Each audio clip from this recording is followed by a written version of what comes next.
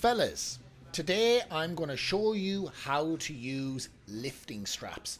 These are a vital tool to use in the gym when you start getting fucking serious about lifting. So let's go through the ins and outs. Let me show you how you would wear the lifting straps. Lads, would you believe it? There's actually a left and a right-handed lifting strap. And the way you know you have it set up correctly is if the excess piece of the lifting strap is tracing over your thumb.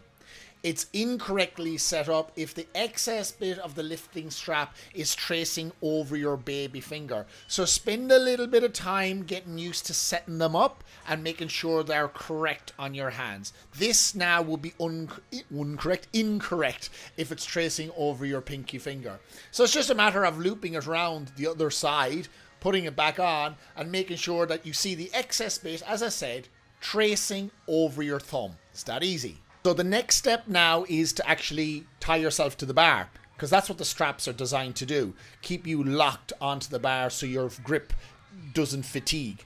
Now there's a right and a wrong way here. If you wrap the strap in the direction of your fingers around the bar, that is the wrong way, because when you pick the bar up, the bar will still roll out your hands. What you want to do is wrap the strap the opposite way to your fingers, and then you can tighten it up by feeling like you're almost cranking a motorbike throttle. And when you pick the bar up, you should only need a fingertip grip on the straps, and the bar should feel locked in.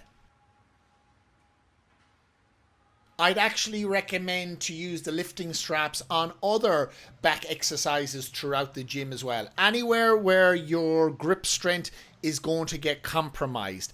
And this brings up the question, why use lifting straps?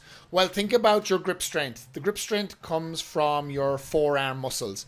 They're much smaller than your back muscles. So the likelihood of them fatiguing quick if you're relying solely on your grip is high.